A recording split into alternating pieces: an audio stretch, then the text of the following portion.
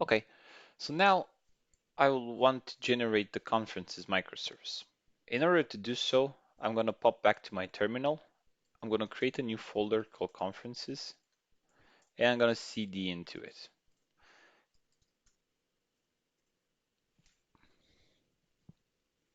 Okay, this time I'm actually going to choose a microservice application that's going to be named conferences, running on port 8081 with the same default Java package name, connected to the JHipster registry, using authentication with JHipster UAA server that has been previously generated to the default location.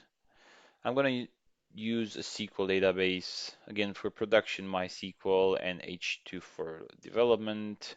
And pretty much I'm just going to go through this using the same options as I've done for the UAA server.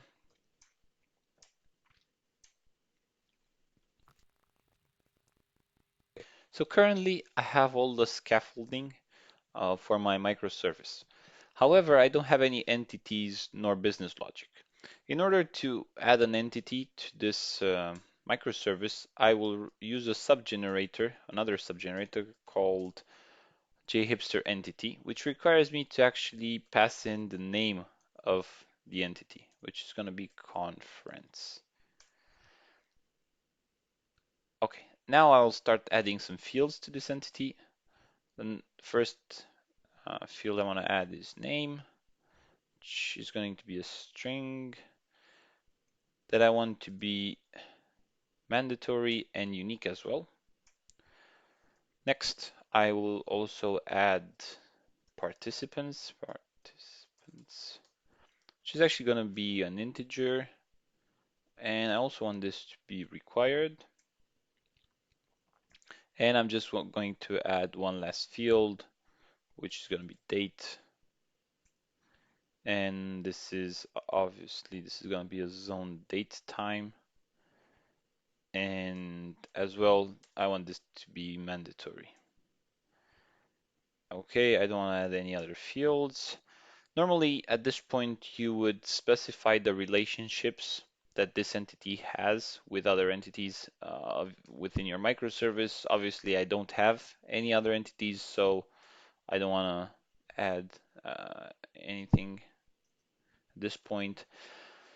Okay, so now it asks me if I want to generate a separate service class for my business logic, and yes, I would like to do that. I don't want to do interface and implementation, I just want the service class. I do want to use mapstruct to do DTOs, and I'm not going to add any filtering. This is not going to be a read-only, and I'm just going to leave the default for now. Okay, so now I get a message which is telling me if I want to overwrite the liquid-based master XML file. And I want to do so because what actually this will do is it will add a changelog file to this one. So I'm perfectly okay with that.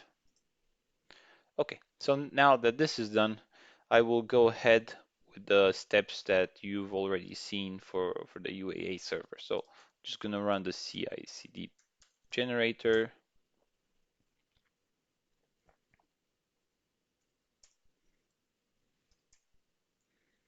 select sonar,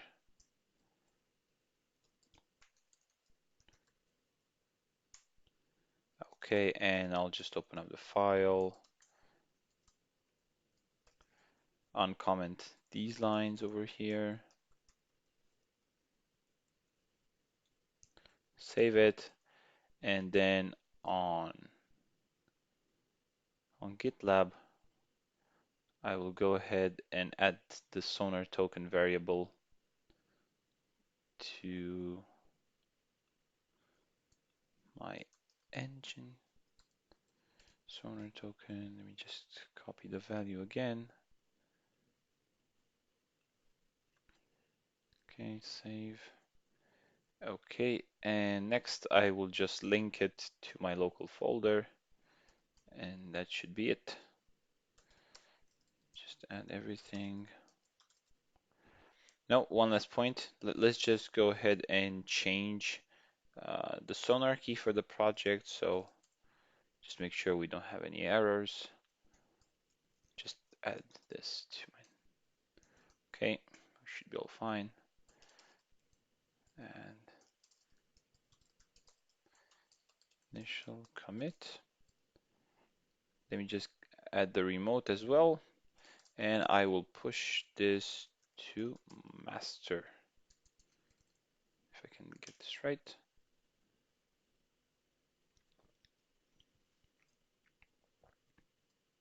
Okay, and if I refresh, the pipeline has kicked off, and we can see all the jobs here. And once this is done, we will be able to see the Docker image pushed to this registry. Okay, so that's it for this video. In the next one, we'll generate the gateway.